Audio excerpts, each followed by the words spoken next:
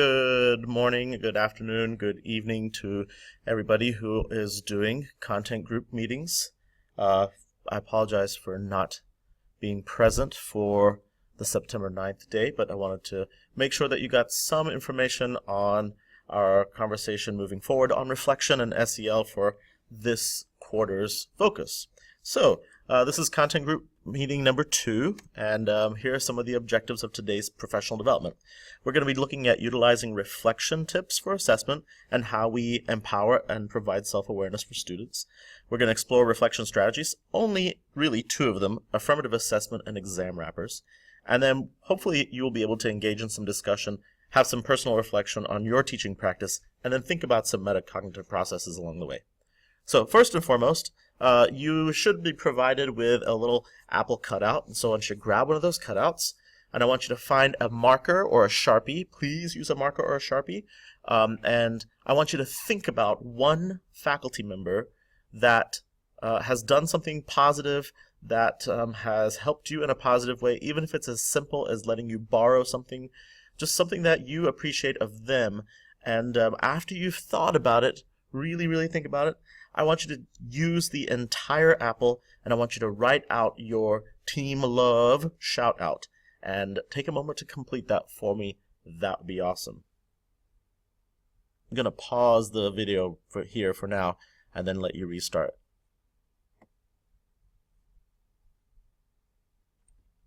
Thank you so much for completing the team love shout outs. Let's go ahead and move on with the purpose behind what we're talking about today.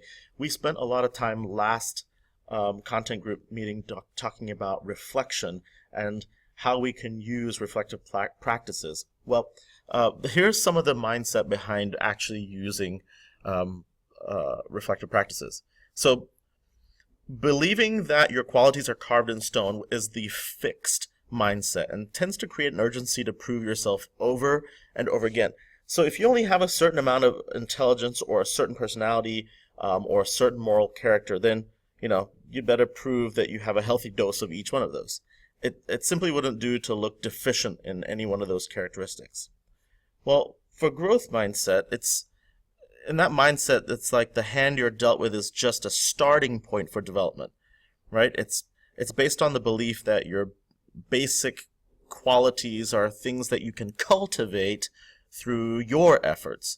And so people differ in every which way in their initial talents and aptitudes and interests or temperaments. We all are able to change and grow through application and exercise. So if you don't know who Carol Dweck is, she's a college professor, she's fantastic, and she's wrote this book on mindset.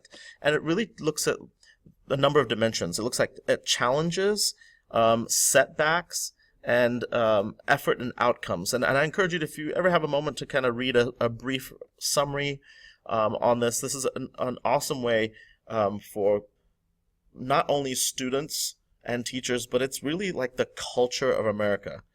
So fascinating stuff. I hope you'll take a moment to look at it and learn from it. So our first reflection strategy today is using affirmative language, which goes along with the growth mindset concept or idea. And this is a really simple, very simple concept or strategy that you could use in your classroom when it comes to reflection. Oftentimes we ask our students to help each other in their peer evaluation. Sometimes we give them feedback, and we always look at pros and cons, or we make lists of things that we've done as pros and cons. Well, I think there's some value to changing that into an affirmative language. Instead of using pros and cons, we use pluses and deltas. Pluses because those are positive remarks or positive ideas. Delta, mathematical term, it means differences or areas of improvement.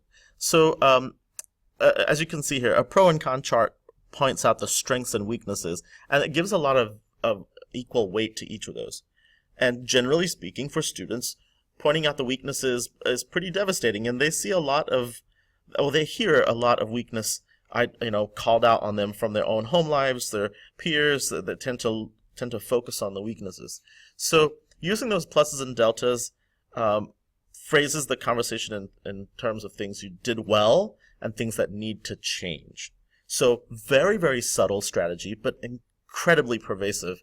And I think it might be a great tool for you in your classroom. An example in a science classroom, a different student might present a project or a science finding. At the end of that project or science finding, 4 or 5 peers might offer a plus each and 1 delta each. So those comments are highlighting the positive, and then they provide suggestion to change. Now, you and I generally do this a lot. We don't make it a clear kind of strategy, and we don't necessarily do it directly. So this is just a formalized way of doing things and just changing the language.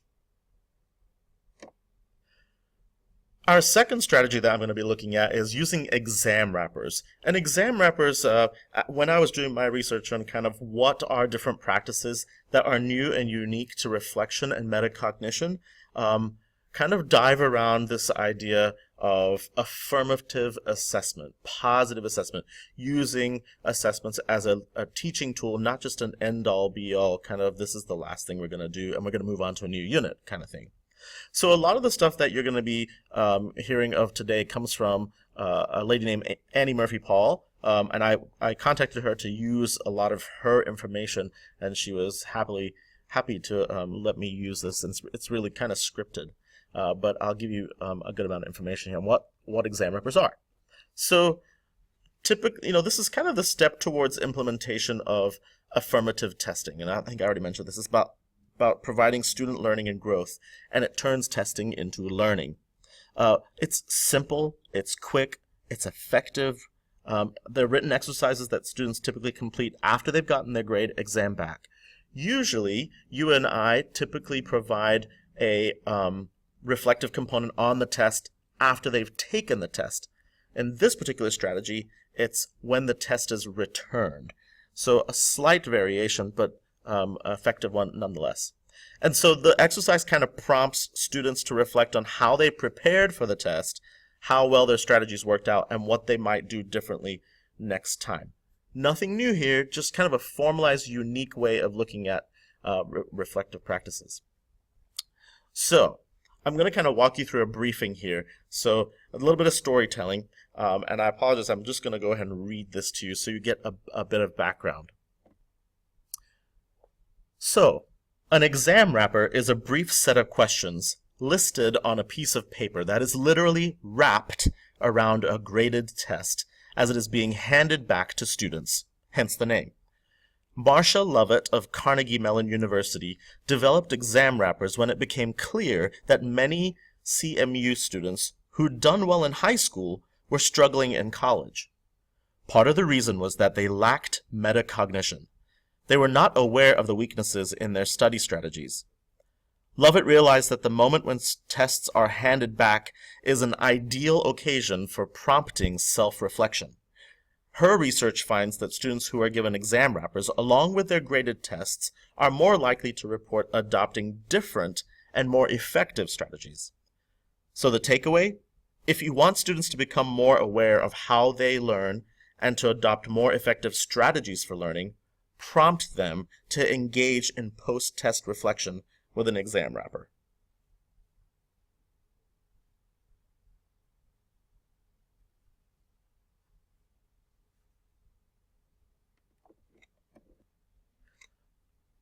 Strategies for all kinds of things can kind of come from anywhere, willy-nilly, whenever people want them to. So I think it's important for you to see where some of the research behind exam wrappers has come from. So we're going to look at 3 in-depth readings, and I'll provide you some background for each of these readings. So the first one is Make Exams Worth More Than the Grade, Using Exam Wrappers to Promote Metacognition. Marcia Lovett, who is the person that kind of discovered this, wrote this. So here's a briefing on this first reading. With exam wrappers, we hope to transform how students and instructors use exams as a tool for learning.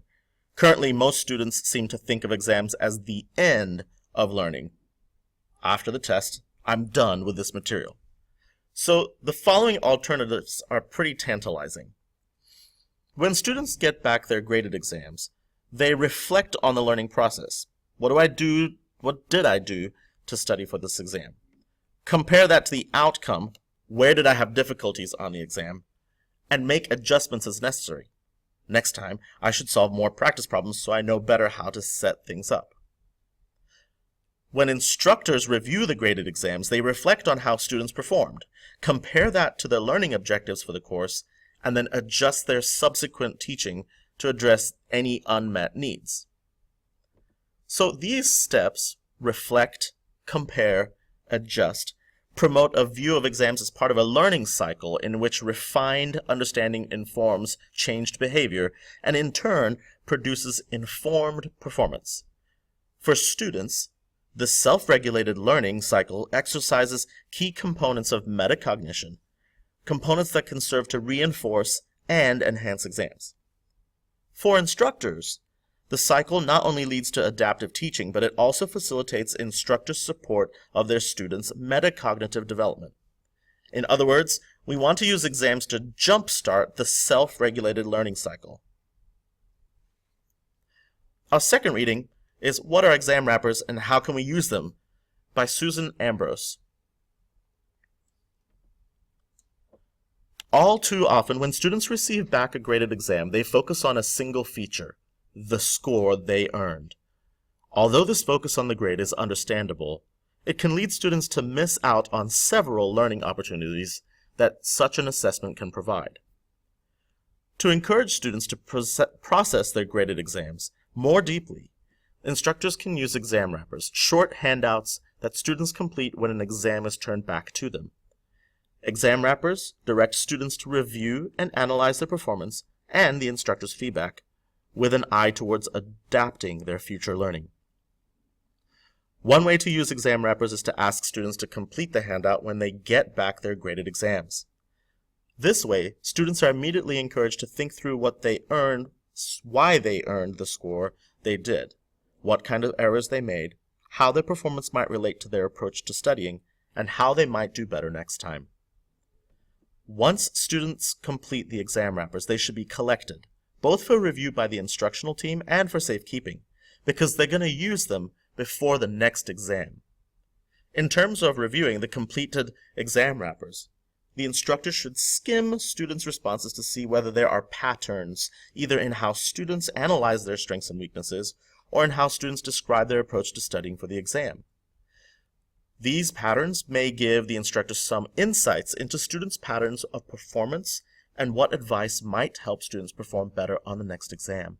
For example, if only rereading their notes but did not do any practice problems for a problem-oriented exam, the instructor could simply advise students to actually solve problems before doing sample exams. Then, a week or so before the next exam, the exam wrappers are returned to students, either in a recitation section or in some other setting where there is opportunity for structured discussion. Students can then be asked to reread their own exam wrapper from the previous exam and reflect on how they might implement their own advice on the instructor's advice for trying a better approach to studying for the upcoming exam. Our third article is Post-Test Analysis, a tool for developing students' metacognitive awareness and self-regulation. After looking at the score, most students put the test out of their mind and move on to the next academic task. However, analyzing one's performance provides a great opportunity to improve on future similar tasks. Explicitly teaching students to analyze their test performance can help them to better assess the understanding of their own cognitive process, or what is known as metacognitive awareness. The first step is to have them predict their own exam score. You can have them do this by simply guiding the student to see and gauge how well their perception of the performance correlates with their effort. Next, you can have students rate their effort in studying for the exam on a scale of 1 to 10. At this point, students have a measure of perception of performance as an effort. The first two steps help students become conscious of their perception, and this will soon be juxtaposed with reality when the exams are returned. Then you have students list the specific learning strategies they used for the exam. Answering this question is key to help a student develop more complex critical thinking skills like analysis, synthesis, and evaluation. Students who use rehearsal strategies to simply memorize information might not be able to perform tasks that require a more complex level of cognitive functioning. For example, a student might put in a lot of effort, 8 or 9 on the scale, studying for the exam. But he or she may simply rely on reviewing note cards and repetition. If the demands of the exam push the student to apply or analyze the material, rote memory devices might not be sufficient for the task at hand. A student might well need to use a more complex elaboration or organizational strategy to make the necessary connections to be ready for the exam.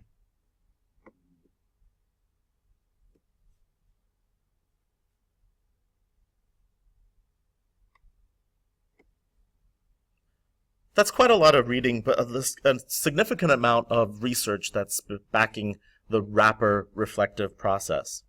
So here's some discussion questions to think about. I'm happy to send you these articles, and I'll link the articles so that you do have a hard copy. But feel free to pause here and take a moment to discuss with a friend, or just think for yourself some of the questions here. So, what does a wrapper look like? I'll provide an attachment so you can see it, and on the attachment you'll see this is just one version of a post-test reflection, and at the bottom of this reflection there's actually a step-by-step guide on how to present this information to your students. But this is a very easy concept. You can adapt it however you like. You can adapt it to whatever task that you're doing. So take a moment to look at this and see if you could use it in your classroom, and how could you adapt it for your content areas. Lastly and finally, there are lots of additional resources. I just wanted to present to you one aspect of the wrapper reflection. Stanford Teaching Commons, Developing the Metacognition at Your School link, science and math examples, which are great from Carnegie Mellon, and then several others that you can see here. In closing, we've looked at a couple of techniques for assessment. We've explored 2 strategies to help you with reflection, and hopefully you've been able to engage in some discussion. Even though I read to you a lot, there's some really valuable pieces of information there. Thanks so much for being here. I hope you have a wonderful afternoon.